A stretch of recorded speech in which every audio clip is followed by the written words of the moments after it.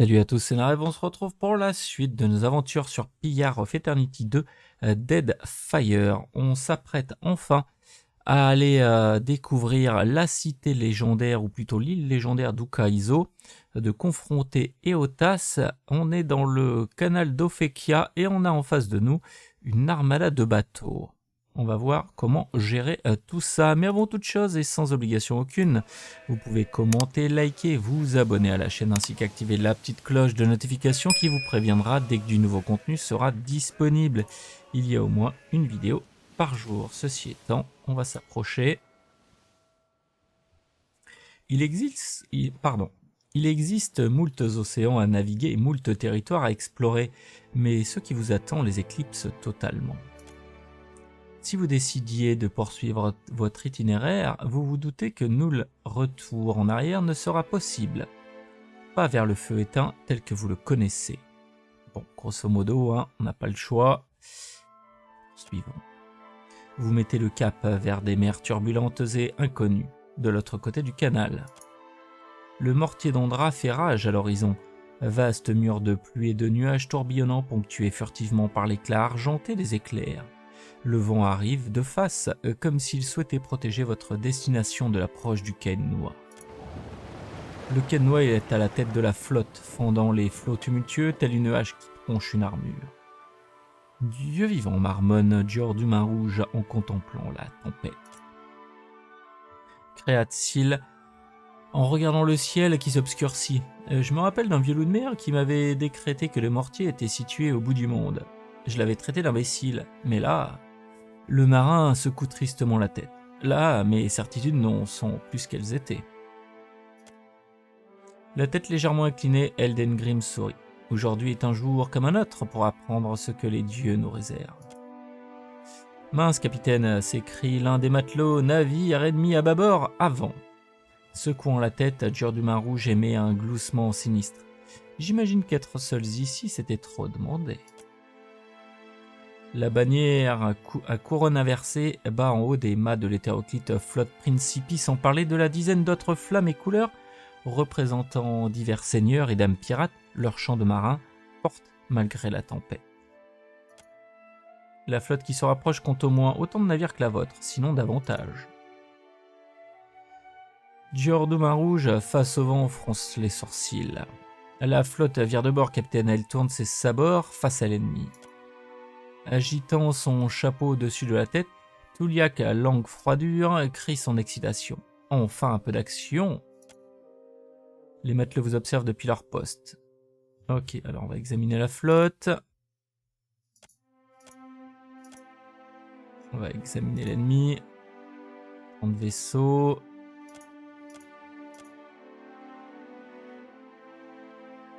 Tous à vos postes de combat, on entre dans la danse.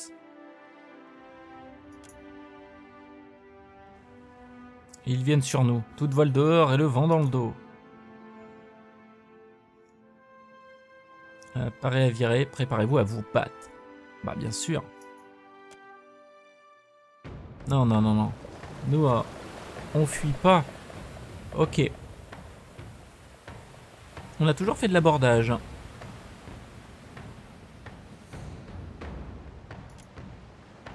Joindre le combat.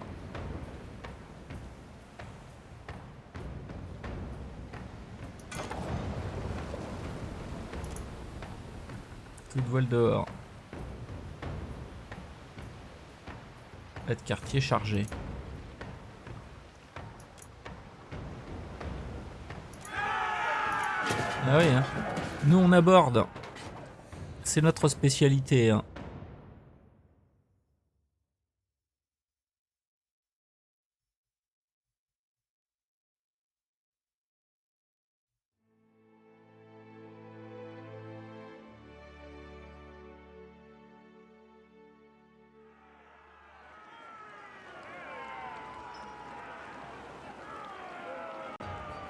Alors, qu'est-ce qu'on a en face de nous? Pistolier.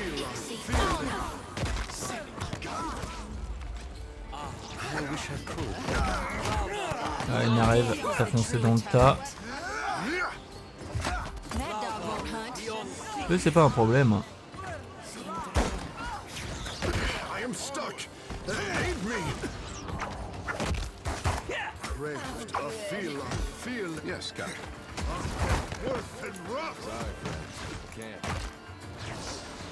Ah oui, j'aurais pu le faire là. C'est un peu dommage ça. Ici, ça-ci.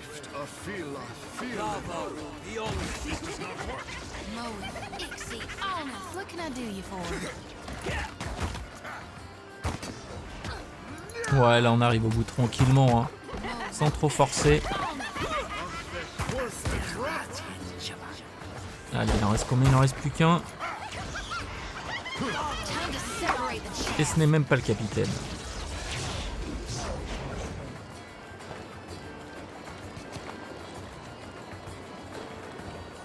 Voilà, c'est la victoire. Ah non, il est là, là. Il en manque un ici, là. Il est en train de se régénérer. Voilà. Le pistolier.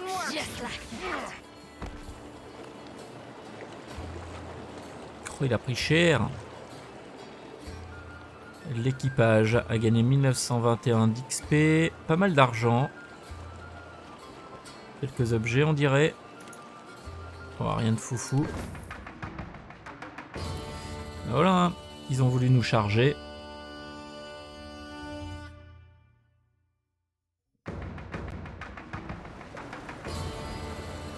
Les percussions des canons grondent régulièrement, accompagnant le chœur de hurlements des mourants. Le pont tangue et roule au gré de l'humeur, des flots et de la fumée glisse paresseusement sur la mer agitée. Le mortier d'Ondra se déchaîne à l'est, hypnotisant par ses nuages actifs et ses rideaux de pluie scintillants. Vous fixe du regard et fronce les sourcils. C'est pas fini. Deux galions colossaux flanquent le prau du prince Arui. Alors que les navires mercenaires se rapprochent de votre allié, ils arrosent le bâtiment plus modeste de plusieurs copieuses bordées. Sur le pont des galions, les corsaires ogres agitent leurs lourds gourdins, impatients d'aborder l'embarcation.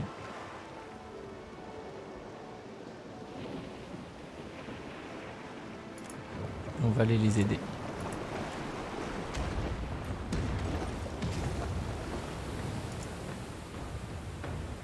S'approcher pour aborder, pas de quartier chargé.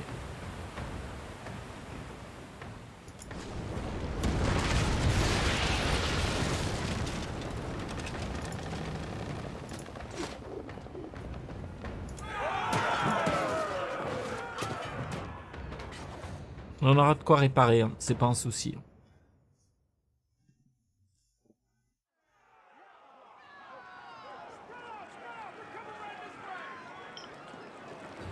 Et d'où ils sortent? Grunduk.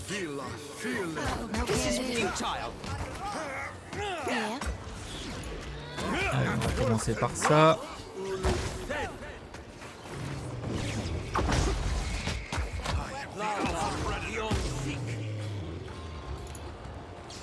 Ouais, ils prennent cher. Ils sont pas très durs à battre.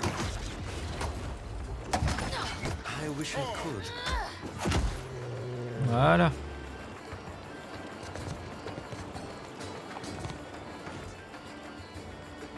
Oh, Kerg, à l'aide, mer, rocher pointu, ont gagné un niveau. Très bien. Et on prend tout. Donc sur les deux galions, on vient de s'en occuper d'un.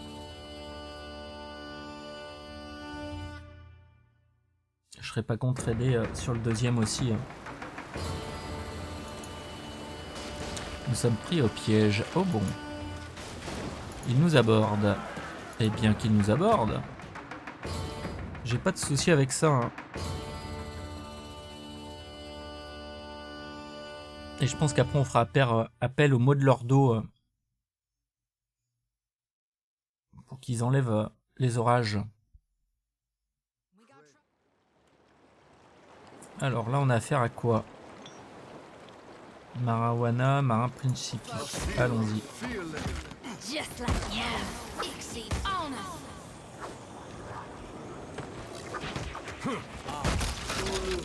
Allez, suivant.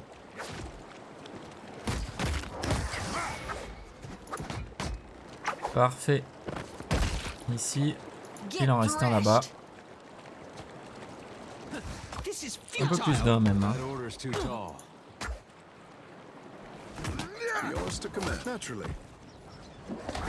Voilà, passe par là.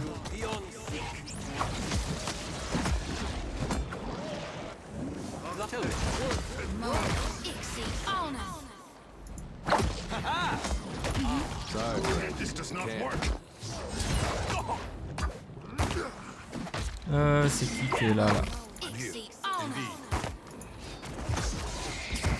Ah oui, mais toi t'es un petit peu mal. Tiens, fais-moi ça. Ok, là ça tombe.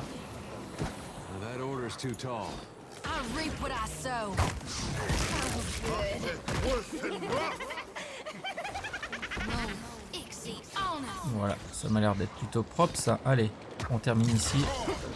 C'est le capitaine. Nickel. Propre. Ça aurait pu être mieux, mais c'était propre. Le Kennois se faufile tant bien que mal parmi l'amas d'épaves et s'échappe du nuage de fumée. Au loin, le mortier d'Ondra se déchaîne. Plus rien ne s'interpose entre vous et votre objectif. Ah, on a passé. Derrière, les Principi Senpatrena sont éparpillés, anéantis. Les rares vaisseaux pirates survivants fuient vers l'ouest, en direction des Dents de Magran et de Dunage. Parfait. 3 hurrahs pour le capitaine, 3 hurrahs pour le Kennois. Les acclamations se transforment en cris d'horreur quand une explosion produit une gerbe d'eau. Elle déchiquette en deux un navire proche et projette ses marins vociférants à la baille. Une créature se dresse au milieu du naufrage, monstre d'Adra et de métal luisant. Tombant à genoux, Hélène Grimm prie tous les dieux qui sont à l'écoute. Wana, comme Egwitan, Dondra, Harry, Kourou. Tandis que la monstruosité métallique libère un rayon de lumière couleur améthyste qui découpe un second navire en deux. Il faut tenter d'aider quel qu'en soit le prix. Allez.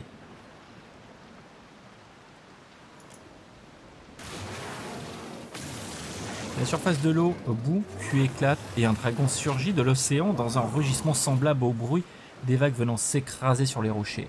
La forme écaillée familière de Skiroléphalas vole au ras des vagues moutonneuses de toute son envergure avant de cracher son souffle saumâtre sur le monstre métallique.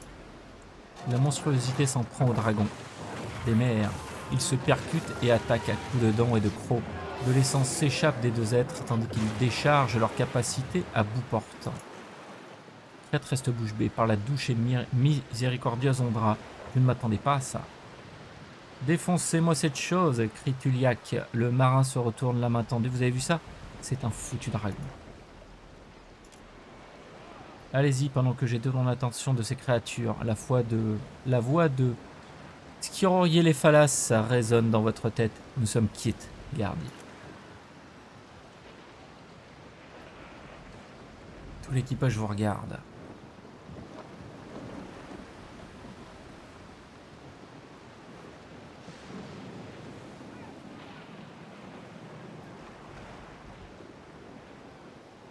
Eotas menace tout et quiconque. Nous sommes ici pour sauver tout ce qui vous est cher, tout ce que vous tenez pour sacré.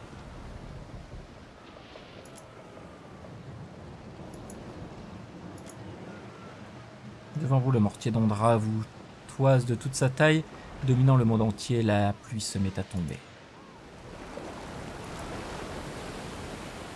Ah voilà, très concentrés, les modeleurs d'eau postés à la proue de votre navire exécutent de concert une série de mouvements codifiés. Des prières adressées à Ngati, d'abord murmurées, semi en chant hurlé d'une même voix, au point de rivaliser avec l'intensité de la tempête. La mer répond d'un air hésitant, envoyant de temps en temps un clapotement d'eau en guise de protestation. Vous commencez à vous demander si vous alliez sont de taille à affronter la fureur implacable du mortier d'Ondra. La tempête se plie alors à leur volonté.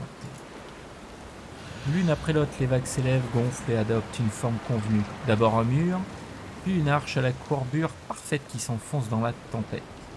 L'un des modeleurs d'eau lance un ordre. D'un mouvement fluide, les autres décrivent un geste final, ils frappent des mains et tentent leurs paumes vers l'avant pour solidifier leur œuvre. Le tunnel reste intact, vos alliés poussent des hurrahs, tandis que votre navire s'enfonce sous la voûte marine.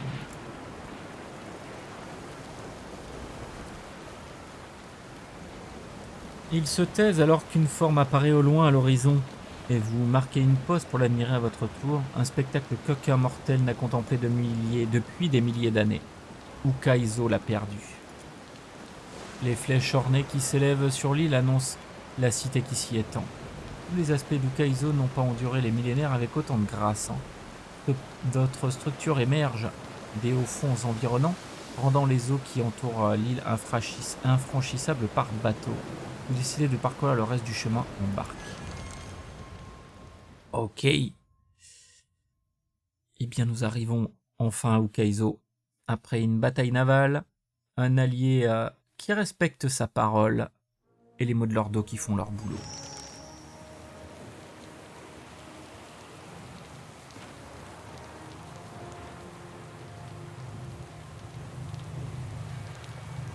Alors, ce qu'on va faire, on va commencer par une petite sauvegarde parce qu'on n'est pas foufou.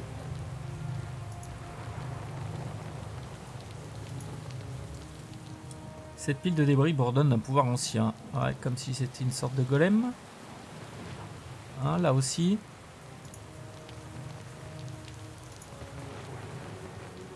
Voilà, par exemple.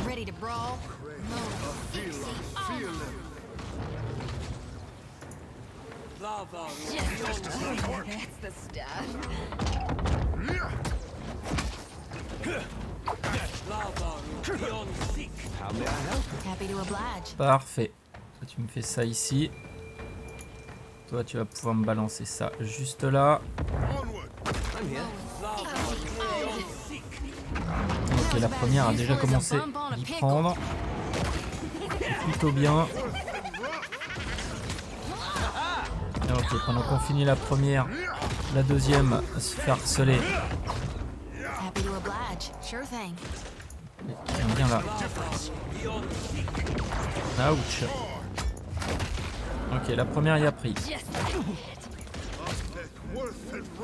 Parfait, soigne-toi un petit coup.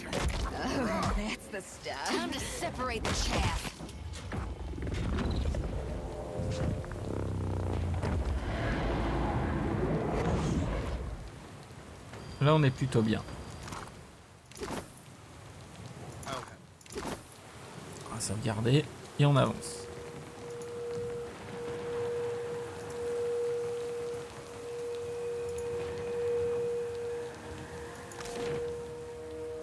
Ok, beaucoup de lieux. Bon bah, on va avancer. De toute façon, la grande promenade pour commencer. Hein.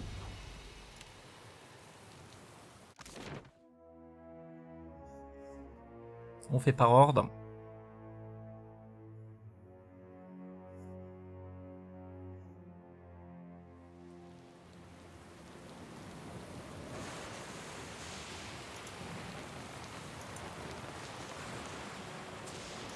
Alors, qu'est-ce qu'on a? Neutraliser la tempête. Oui, je veux bien. Léotas se trouve quelque part au cœur de la ville. Le chemin jusqu'à lui est barré par une tempête démentielle et un bivouac, tous deux semblant provenir d'une tour à l'horizon. Si je trouvais un moyen de neutraliser les tempêtes, je pourrais atteindre Léotas. D'accord. C'est ce qu'on va essayer de faire.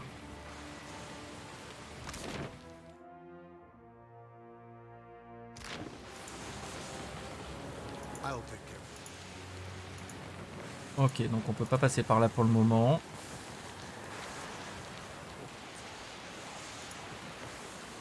Avançons par là. Parce qu'apparemment on n'a pas le choix. Alors, une furieuse tempête assombrit la cité qui s'étend à vos pieds, mais vous parvenez à distinguer de lointaines tours jaillissant des ruines inondées. Des vents spirituels s'agrippent avec insistance à votre âme, comme une main ferme tentant de tirer sur votre cape. Donc nous y sommes. Regardez ceux qui vous ont accompagné jusqu'ici, ceux qui ont tout risqué pour affronter le grand final. Alors tu te sens comment, Eder? Gilded Vale got its name from the way the wheat fields used to look in the sun. But this place really is gilded. Might as well be a different world. La simple vie vous manque? Well, hard to miss with these great people got a funny way of passing on. They disappear from the world, but leave their problems behind for the rest of us to deal with. I guess maybe that's one good thing that's come out of this, well, at least for me. I got the whole world's about the god of redemption, trying to redeem the god. What? Allez, on y est. Bon, les autres, ils auront tous leur petit speech. Alors, ici, qu'est-ce qu'on a? À la mémoire de Tumu, Tapua, Kohima, les premiers élus Ngati. D'accord. Ici, on a quelque chose? Non.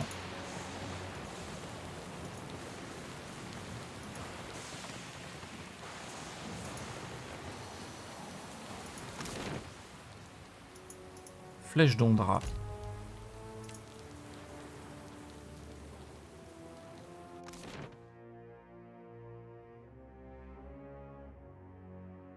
Bon, je me doute bien qu'on va pas nous laisser faire. Hein. Sauvegarde.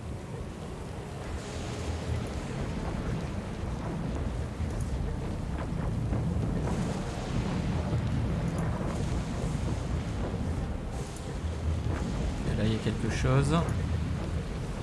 Bien qu'en haut de la tôle, le dispositif tourne sur lui-même, s'emballant en révolution floue, l'air qui l'entoure reste calme et immobile. Vous vous tenez dans l'œil du cyclone qui a coupé le mortier d'Ondra du reste des auras durant des millénaires. Vous apercevez un panneau de contrôle antique dont les leviers sont engagés. Immobile, contrairement à son habitude, Tekeu tourne la tête pour s'imprégner une fois pour toutes des alentours. Une profonde ride barre son front. Un problème, Tekeu? I have stood here before. Comment? As a boy, I dreamed of a tower made of water. I stood at the pinnacle and made obeisance to Mother Ngati. This tower, this view. Yakara, just so. Ngati's covenant, the first form of water shaping. It is here, waiting for me. Faites ce que vous avez à faire, Tekeu. So beautiful. But look what they have done with you. Il pose une main sur son cœur et baisse la tête, marmonnant une lente prière en fireuil.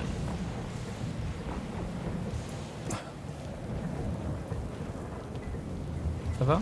I remember. I am the tremor that inspires the tidal wave. The pebble that calls the avalanche. Mother! Your son has found his birthright where you left it! Tekeu lève les doigts vers le ciel et éclate de rire tonitruant. Il finit par reporter son attention sur vous. My people never doubted that Ngati's chosen would find our ancient gift. Kara, I did not share their confidence until now. I am ready, Watcher. Let us finish what we started. Il vous lance un petit signe de tête et il est déterminé et arbore un rictus farouche.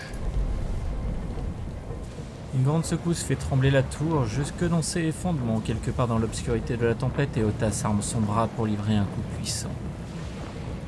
Désactivez la machine.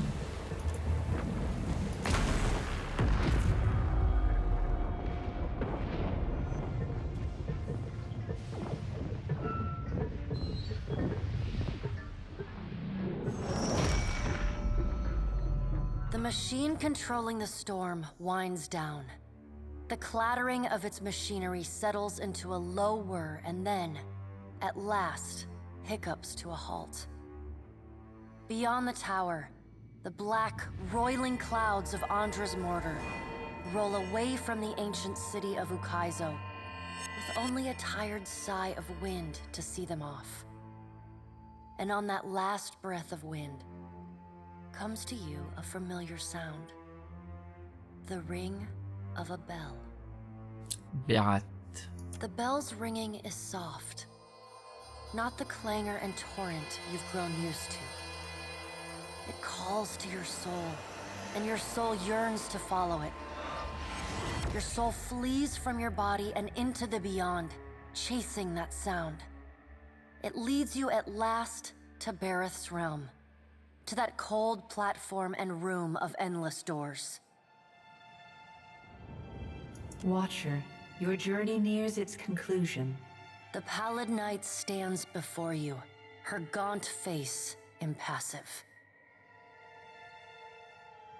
Soon you'll confront Aethys for what will likely be the final time. and you will do so as the herald of Barath, the only creature on the face of Aora to whom he will listen. Remember that. The pallid knight inclines her head to you, black hair hanging lank in her face.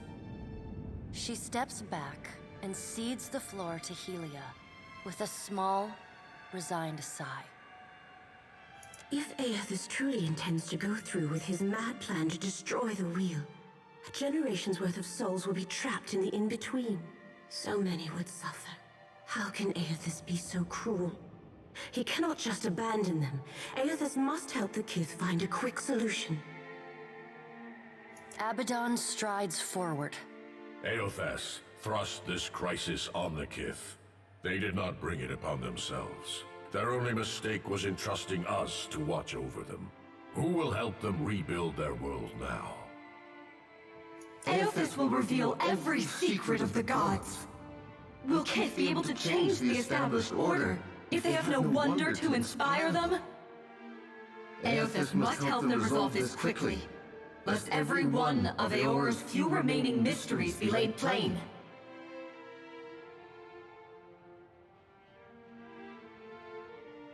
Coddled children learn nothing that is not spoon-fed to them. With the wheel destroyed, Kith will tear themselves apart. It is the gods' duty to prevent that happening, lest they doom us all. And as Kith must be ruled, so too must the gods. I say that if Aethys is so eager to throw down the mantle of power and step aside, I shall take my rightful place as Queen of the Gods again.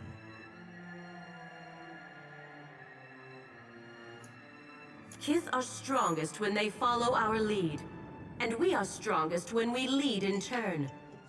United in purpose. Désolé pour le petit souci technique, il nous a manqué un petit morceau de dialogue. Kith will not solve Aethys' puzzle on their own. And without an established order to fight against, the bonds that bind them dissolve, and they fight amongst themselves.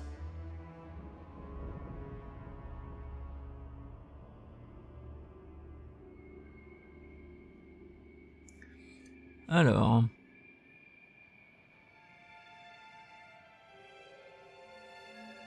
Boudica ne veut pas qu'il la résolve, elle veut tous vous gouverner.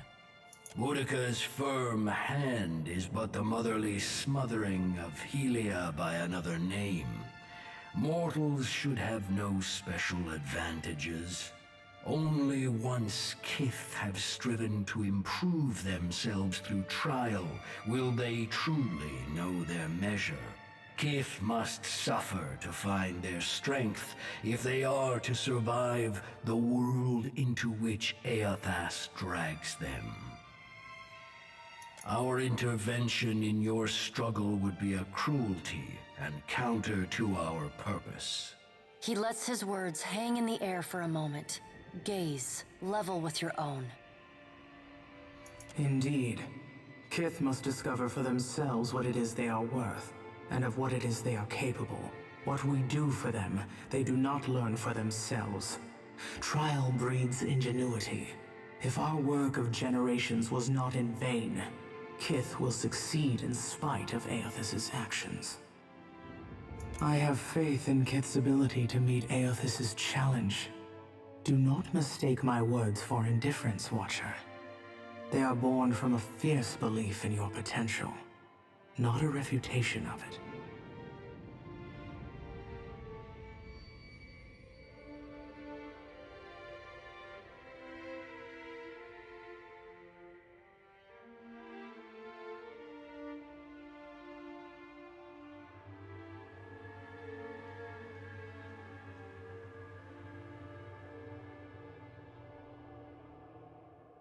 Eotas n'agirait pas ainsi s'il n'était pas d'accord avec vous. Peut-être que nous ne sommes pas condamnés après tout. And yet you come to Ukaizo with only the Huana at your back. All that Kith stand to lose. And even then, your leaders could not join hands, squabbling instead over prestige and resources. You believe that will change when my final death comes calling? You are a greater fool than I thought. Margaret is blinded by her affection for mortals. She does not see that entropy is the destiny of all things. If Eothas were wise, he would destroy everything. End life, end reincarnation, end death. Kith have had their chance. It is time to let silence reign. As Rimmergon's words fade, the pallid night returns. She no longer towers over you, a giant even among the gods, but meets you at your height. She lets the arms crossed over her chest fall to her sides. She speaks to you openly, plainly, an expression almost like tenderness, turning up the corners of her lips. Well, Watcher, you know where we stand. What do you believe?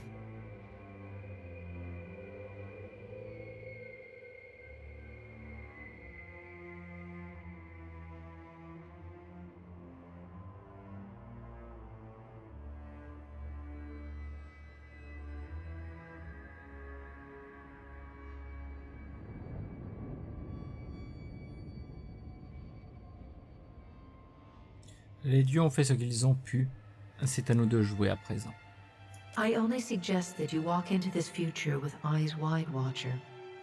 The mantle of responsibility is a heavy one, broad though Kith's shoulders may be. Now the time has come for us to part, Watcher. I laid upon you a difficult duty, and you have discharged it well. You will be free of it in time, but not now. You have work to do yet.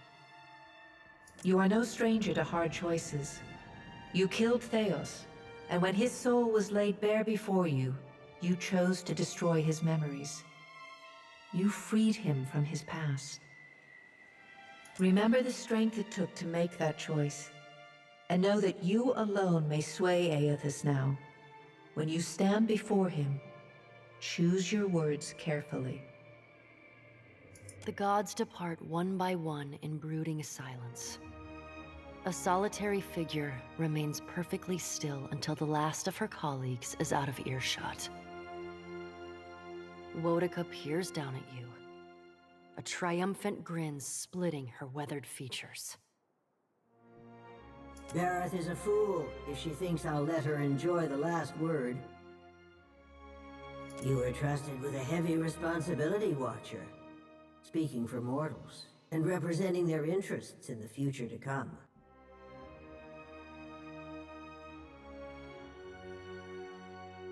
You weren't wrong to trust the Huana. They built their society to last, but that hasn't stopped their tribes from buckling under the pressure of foreign occupation. How many of her people did Queen Onakase imperil while she placated her enemies? How close did her simpleton brother come to drawing his weapon at every negotiation? Then there's the deplorable incident at the Powder House. And yet, they have earned your confidence in a gamble that could decide the fate of all mortals. Why is that? L'archipel leur appartient, tout comme Ukaizo. Uh-huh. Consider my curiosity appeased. For now, in our grandest plans, you are a singularly unpredictable variable. You play a dangerous game by investing your hope in others. Deception and failure are woven into the fabric of mortals. I can safely promise that they will disappoint you before long. Je compte bien tout faire pour faire briser votre promesse. Quoi qu'il arrive, nous ferons face ensemble, sans vous s'il le faut. I look forward to watching the bright cheer fade from your eyes under cold, unforgiving reality. Whether you heeded my wisdom or not, everything you've done to get this far has informed our view of mortal kind. I hope you're satisfied with your performance. We've learned much from each other. Et je fais une différence? Les mortels sont-ils prêts à prendre leur destin en main? Nothing could convince me that mortals are equipped to steward their future. Your efforts to prove me wrong were admirable, and my detractors will likely use your example to oppose my rule. The Juana may reign over this archipelago for now, but Eora is vaster than they know. A difficult road lies ahead of me. Your alliances have made proving my argument an uphill battle. Well done, I suppose. Aethys will no doubt have a sunnier outlook on mortals and their chances of success. He already has everything he wants, so go and listen to his empty-headed idealism. The rest of us will be sharpening our blades, preparing for the future he lays out for us. Votre conscience revient telle une vague tandis que ce qui reste d'énergie dans la machine se dissipe. L'apaisement de la tempête révèle une vaste cité qui s'étend autour de vous, de la même façon qu'une mosaïque dont le sable qui la recouvre serait balayé. Vous distinguez au loin la silhouette d'Eotas qui brandit son poing en signe de triomphe. Do not touch the machine again, I say. The delicate fish can only take so much. Ok. Gods and darnation. My head. Vous pochant par-dessus le rebord de la tour, vous distinguez en bas dans le lointain une forme parmi les ruines. Un navire en mauvais état s'est arrêté au large, où il donne fortement de la bande. Le pavillon des Principi pendant piteusement au mât penché. Le pont désertique indique que les survivants ont depuis longtemps embarqué sur une yole pour atteindre la rive, ce qui signifie que vous n'êtes plus le seul sur Ukaizo.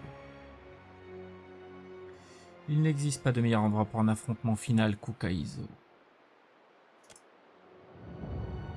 Et on voit que la cité est vraiment dorée. On voit ici Eotas en train d'essayer de détruire la roue. On peut pas passer là? D'accord. Donc on va faire demi-tour. On va faire une petite sauvegarde et on va redescendre. À la grande promenade.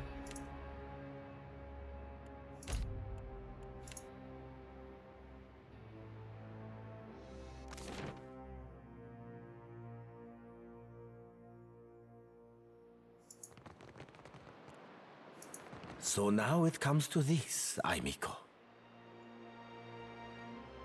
You think to steal my golden dream, but I will not allow it to happen.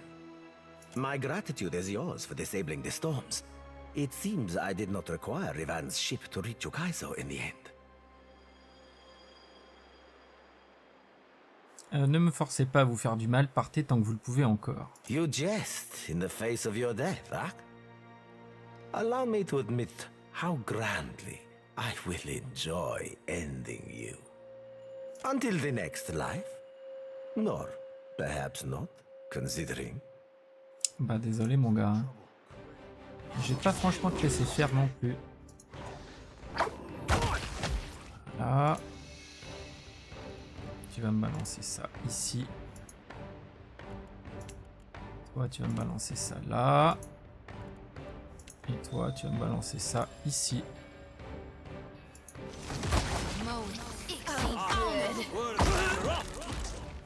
Ouh, il y a quelqu'un qui s'est pris un violent 130 dans les dents.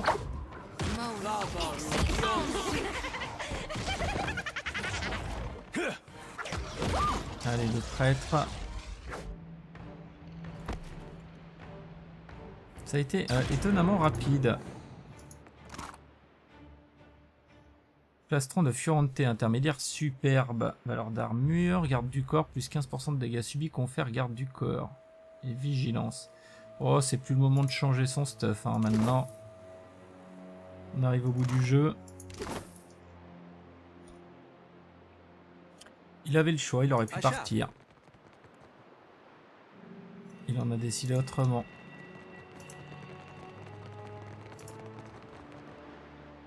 Donc maintenant on va pouvoir descendre.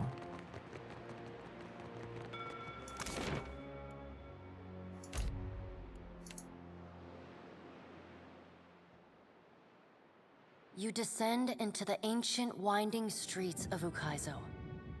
Battered by storms for thousands of years, the ruins bear the marks of their role as the lone witnesses of the gods' great secret at the center of the city. The houses and boulevards are pierced by great spears of luminous Audra. There are no ashen bodies, no birds, no sign or sound of any life. But with every step, the rhythmic pounding in the distance draws nearer. Soon, you can feel the vibration traveling up your spine. As you approach the center of the city, the weathered architecture gives way to more luminous Audra, piercing the ruins, eventually overtaking them entirely. Cresting the top of a fallen tower, you finally get a clear view of Aethys. He stands, legs astride, next to a great stone monument ringed with 11 cavernous alcoves.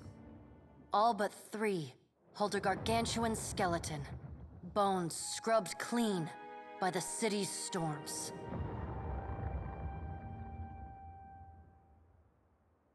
An immense Anguithan machine floats above the monument, suspended by invisible energy emanating from a well of light beneath it. Great brass rings spin around a core of metal and Audra at the machine's center. Periodically, Aethys's massive arms swing back. The movement alone is enough to draw great gusts of wind toward him. When they come down on the machine, the impacts are accompanied by eruptions of electricity, fire, and smoke. The hundreds of luminous Audra pillars across Ukaizo sympathetically dim in a rippling wave that spreads out from the machine. The only safe route to the god is a steep ascent along a monstrous pillar of luminous Audra. Intertwined with fragments of Ukaizo's ruins that it has carried through the centuries, the pillar bends in a long arc, towering above the machine. The pillar levels out near Aethys's head, a silent observer to the destruction of the machine it has grown beside over thousands of years. You weave your way along a treacherous rain-slicked path up the pillar's skyward side. As you arrive at the top, you catch Aethys's attention. Fist pulled back, he pauses to observe you. With the same gentleness he showed at Ashen Maw, he lowers his arm and turns toward you.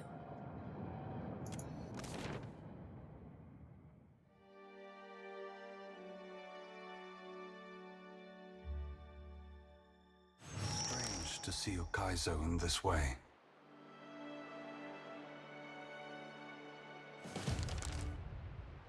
It may be hard to picture, but this city was once full of life. The Huana, yes, but also kith from many other cultures.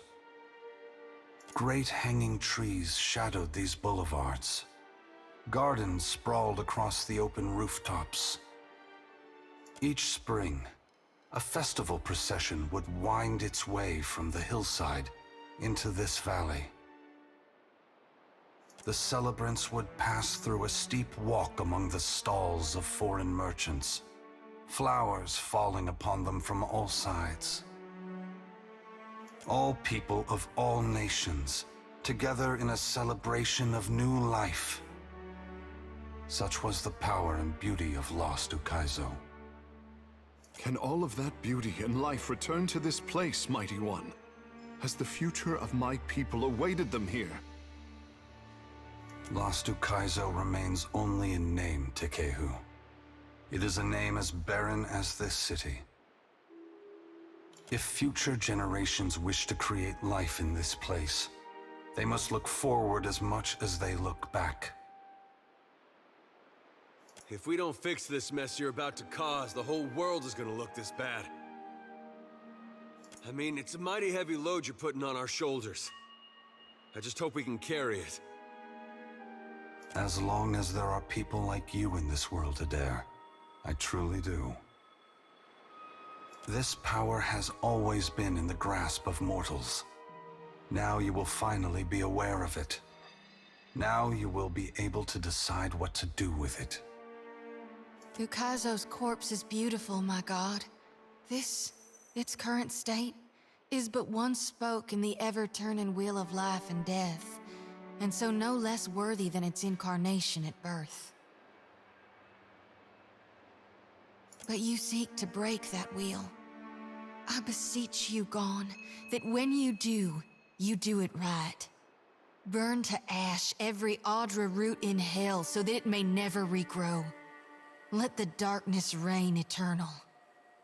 It saddens me that the harvesting of souls in my name has brought you to this place, Shoti. But I am the cause, and I must take responsibility for it. I can only hope that after I am gone, you will see there is a brighter future for mortals. It is a future that you can help shape, even if you cannot see it now.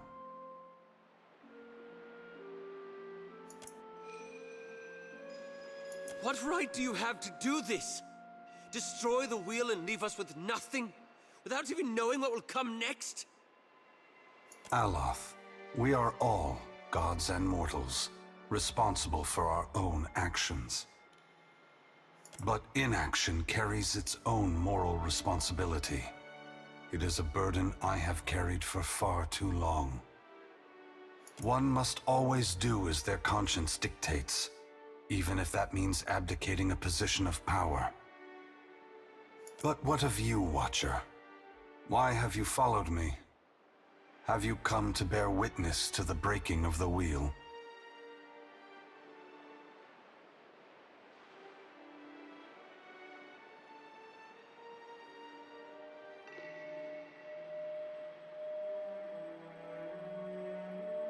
Les mortels vont avoir besoin d'une longueur d'avance pour empêcher les dieux de rétablir le contrôle. Vous devez les inspirer. Mortals are already inspired. It is what has pushed them on for hundreds of generations to reach this point in time. Animancy is poised to go far beyond what we Ingwithans ever discovered. Why does Helia think I should lend more power to mortals?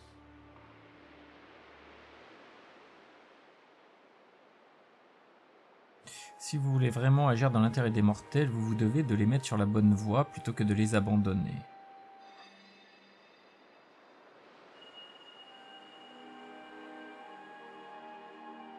Parce que je fais confiance au kit, et je crois que nous avons le pouvoir de faire le bien en ce monde. I see your point. Perhaps it was naive of me to think that mortals could immediately set about to fixing the wheel in the midst of such chaos.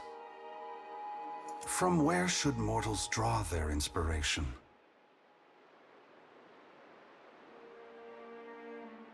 Il ferait bien de tirer des leçons du passé des Aura de la riche histoire de ces cultures. Very well, Watcher. I will ensure that mortals are inspired by my passing, that my power not be expended in vain. Voilà, comme ça, en tirant des enseignements du passé, on ne reproduit pas les mêmes erreurs. Indulge me in a moment's curiosity. There is something I wish to know about Eora, about Kith, that I can only learn through your eyes. Continuez. You followed me all this way, dodging an armada, navigating an impenetrable wall of storms, voyaging across uncharted seas, with the machinations of gods echoing in your ears, all the while trusting in the institutions of Kith to get you this far, and earning their trust in turn. Whatever else happens this day, that much is remarkable. I believe that mortals possess the strength to collaborate and shape a future of their own design. Not all of my brothers and sisters agree. By relying on others and coming together in a time of crisis, you illustrate my point. The gods will witness you and question their assumptions about how responsible, empathetic, and sophisticated mortals can be. What inspired your decision, Watcher? Did the choice echo your foundational beliefs? Or were you influenced by observation?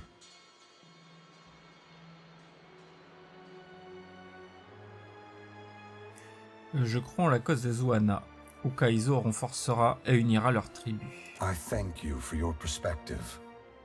Yours is not the only opinion that concerns me, but for the moment, it offers much to consider. All I ever wanted for mortals was growth, transformation. Once, my brothers and sisters shared this goal. Some have forgotten themselves, giving into fatalism or tyranny. Others have succumbed to apathy. It brings me great sorrow that crisis is the only way to set the future in motion. Would that I could pass the responsibility of heralding your darkest hour to another. Never forget that trust and coordination between mortals brought you to this place. Your future is built on a foundation of hope, and you have laid the first stone. Eh bien, merci pour la leçon, mais maintenant... I must attend to my final work now. I cannot delay any longer. You have carried a heavy burden across the Deadfire, Watcher.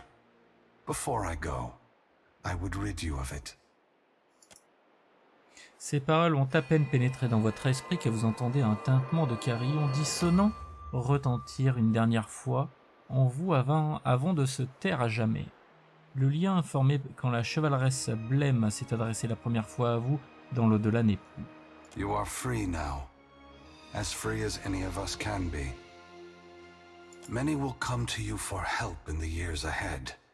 Animancers, priests, even the gods themselves. I have great hope for you, but always remember that your future is for you to decide.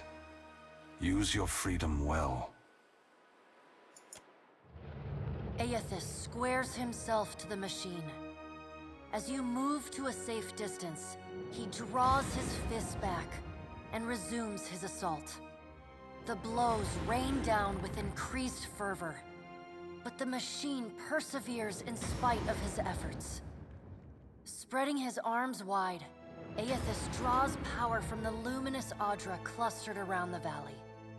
The energy courses through his body, limbs overflowing with intense light and waves of heat.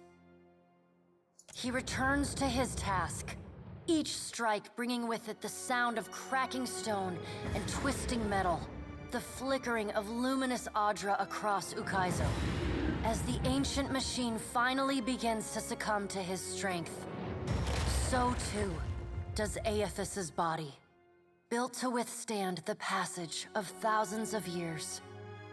The great Audra statue has finally been pushed beyond its limits. Cracks appear along the hands, then race up the arms. Aethys does not slow his assault, but continues unabated. Its brass rings twisted. The machine spins erratically but withstands the relentless barrage. Aethys stands astride it and pummels the base of the machine. Soul energy begins to flare out from the machine's heart, warping the air with the intense heat. Aethys drives his right fist into the machine's center, the core of metal and Audra. The god lets out a deafening shout, something between a cry of anguish and a roar of exultation. You see Aethys's arm shatter upward from his hand through his elbow. A flash of light and heat bursts from the core, accompanied by a cacophony of destruction. The moment passes as Aethys's shout echoes throughout the valley.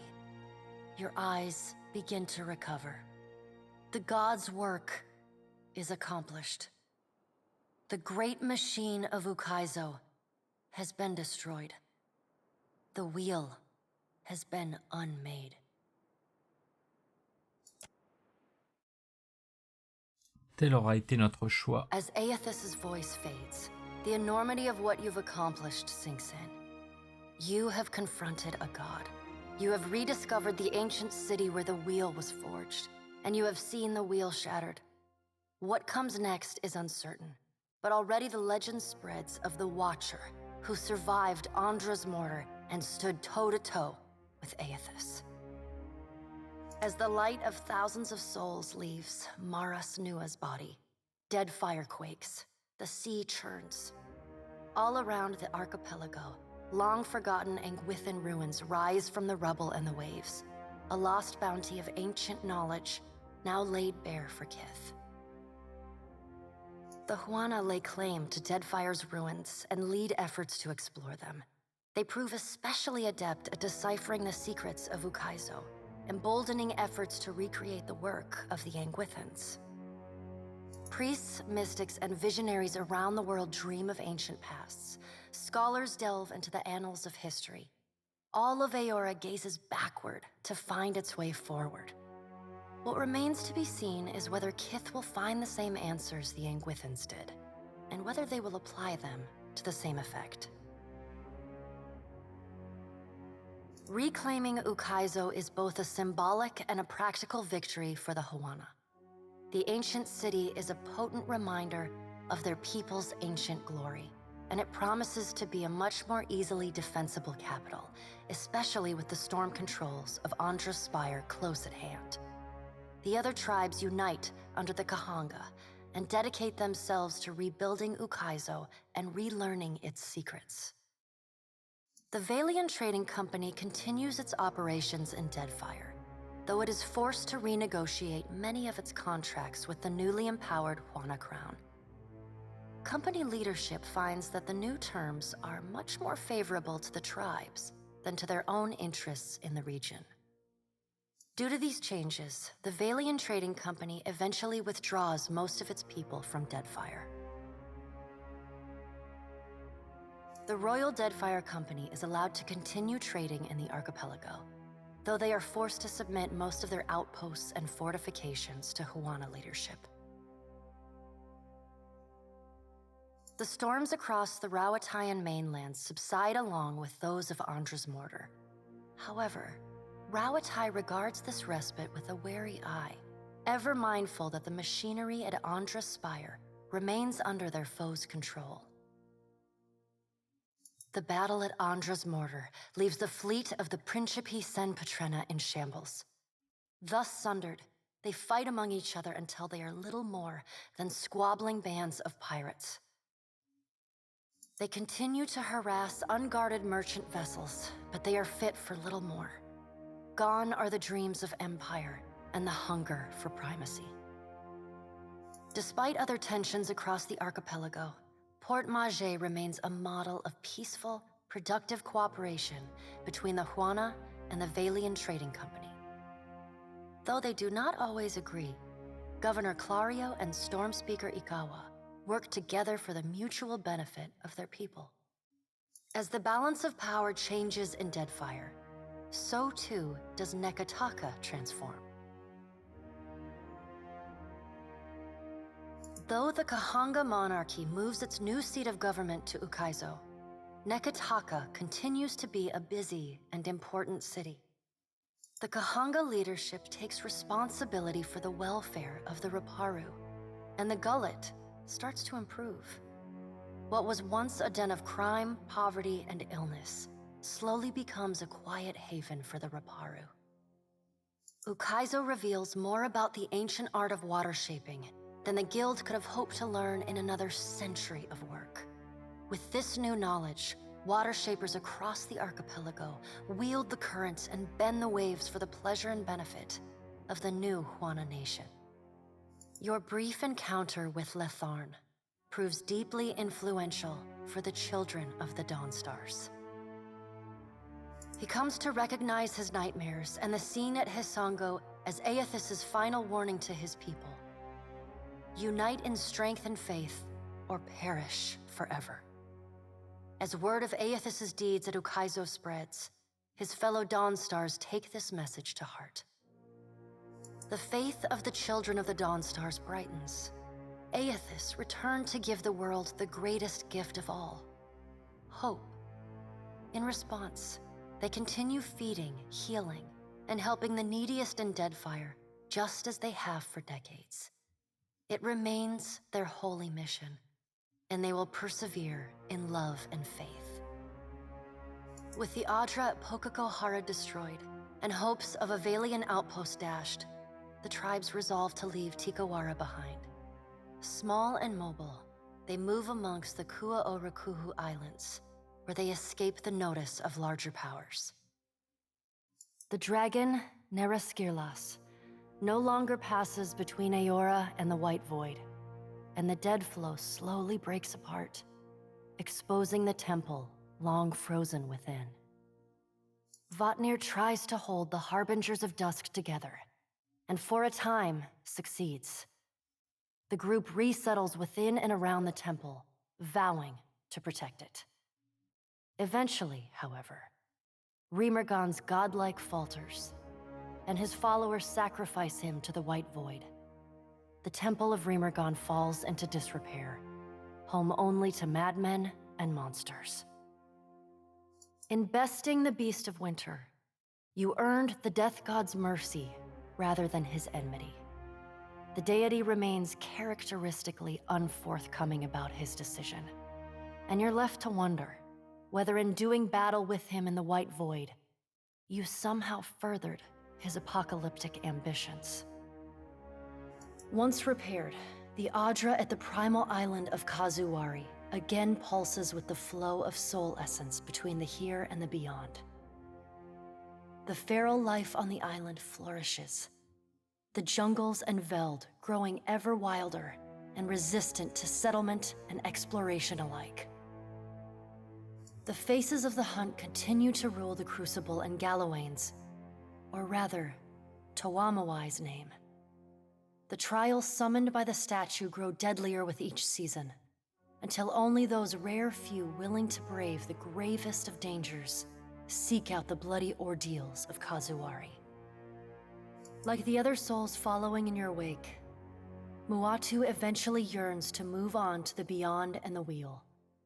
Stymied by Aethys' actions, however, he settles on returning to Kazuwari, where he joins the choir of souls that echo throughout the Crucible.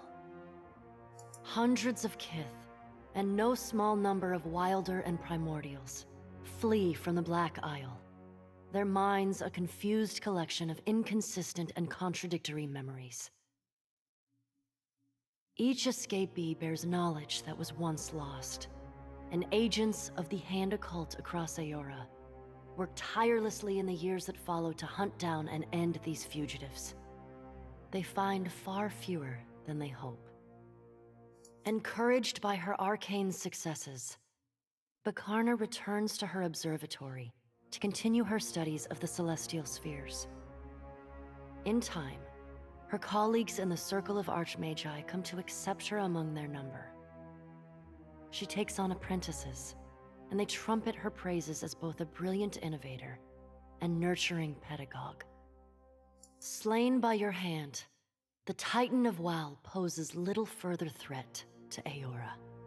As the corpse decays, it putrefies into a massive nest of hungry fungal monstrosities. Vessels that anchor off the shores of the Black Isles tend to go missing, only to turn up shipwrecked months or even years later against distant shores. With time, the body collapses upon itself, and the Black Isles finally implode. Though your adventures alter the destiny of Aora and the balance of power in Deadfire, they also leave a lasting mark on those who travel at your side. Your companions find themselves changed, in ways both big and small. Adair returns to Hisango, where he reunites with Byrne, the son of his former lover, Elava. Although Byrne regrets not having joined the army of Aethys, he accepts that he tried to go about it the wrong way. Likewise, he comes to idolize his new uncle, who has truly marched in the lighted path. Together they set about bolstering Aethys' following in Deadfire, and prepare for the greater conflict Adair believes is soon to come. Shodi is not a priestess who understands the meaning of subtlety. As such, she makes her girlish crush on Adair painfully obvious from the moment she first sets eyes on the strapping fighter. Early in your travels, Adair appears discomforted by her persistent flirting. He often grimaces when she sidles up to him, and he takes endless pains to keep their conversations terse and to the point. But after a little smoothing on your part to nudge them in the right direction, Adair makes an effort to view Shodi with an open mind. And Shodi begins teasing the veteran fighter in a more companionable and less amorous manner. After saving each other's hides a couple times and sharing more than a few laughs, the two form an easy, and you suspect, lifelong friendship.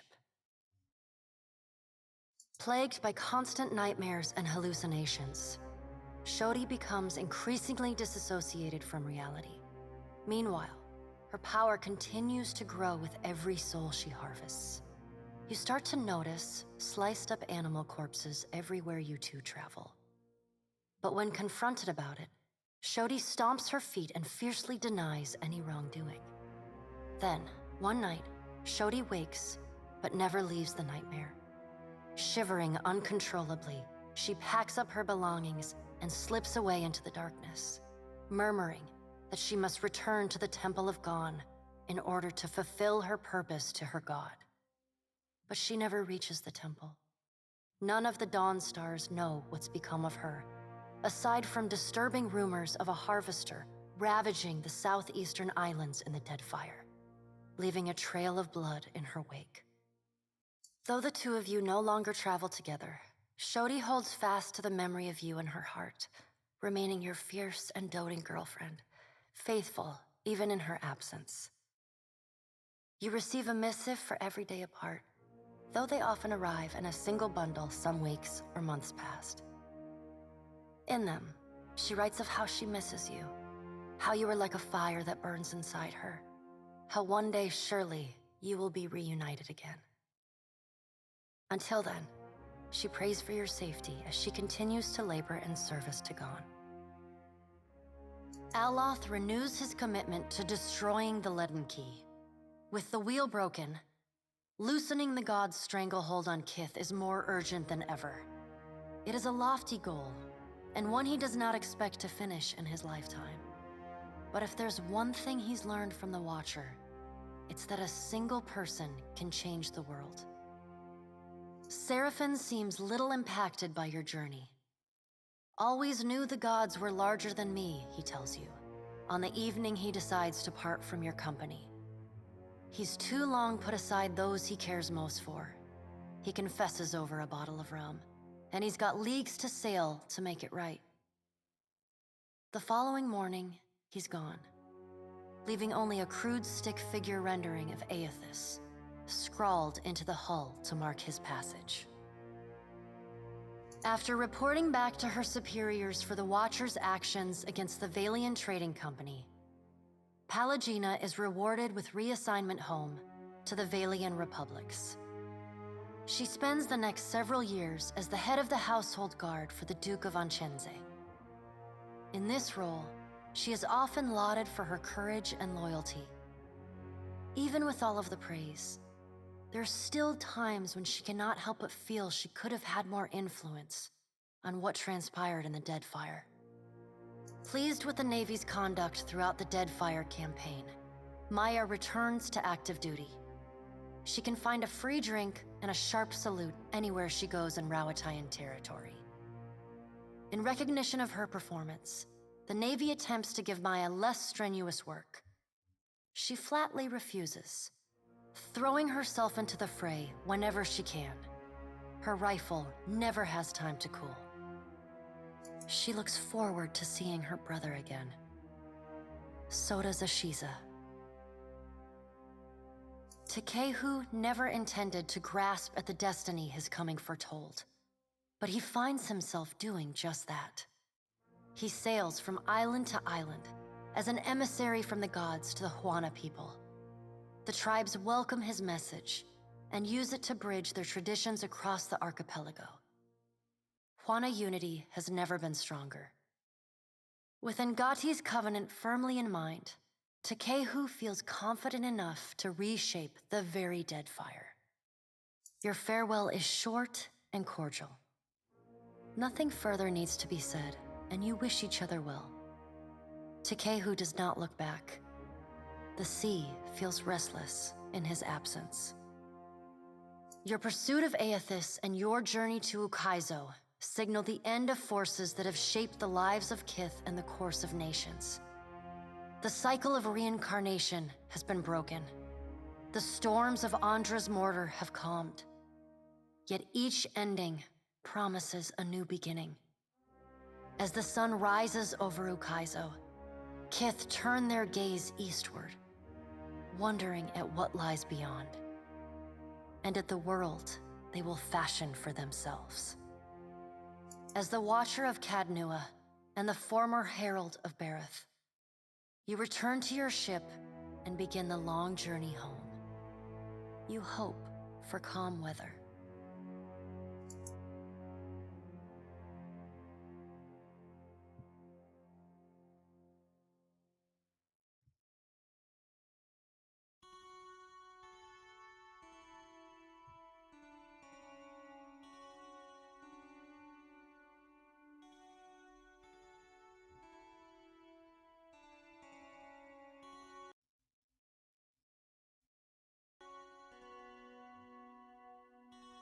Et bien voilà, nous sommes à la fin de cette grande aventure sur Pillars of Eternity 2 Deadfire. Nous avons fait notre choix, détruisant la roue, Eotas se sacrifiant, les dieux disparaissant et laissant au kit aux hommes la possibilité de se gouverner eux-mêmes. Chaque héros aura eu son avenir, certains plus prévisibles que d'autres. Et ça aurait été une belle aventure tout au long de ces 57 épisodes qu'ont représenté Pillars of Eternity 2 Deadfire. Je vous remercie énormément de m'avoir suivi. J'espère que cette grande aventure vous aura plu. Qu'est-ce qui nous attend derrière ? Voilà une très très bonne question à laquelle vous aurez une réponse rapidement. Ne vous en faites pas. Peut-être un nouveau RPG qui nous enverra vers de nouveaux horizons pour une longue et belle aventure comme on a pu le vivre dans ce Pillars of Eternity 2 ou bien encore dans Encase ou encore Pathfinder. Et je n'ose croire que cette année 2023 ne sera pas aussi riche en aventures que 2022 a pu l'être. Et c'est sur ces derniers mots que je vous remercie énormément de m'avoir suivi. J'espère que cet épisode et ce let's play vous auront plu. N'hésitez pas à m'en faire part au travers du clap. Commentez, likez, vous abonner et à partager. Surtout, n'oubliez pas de partager car vous le savez, le partage c'est la vie. Allez, à ciao, bye bye.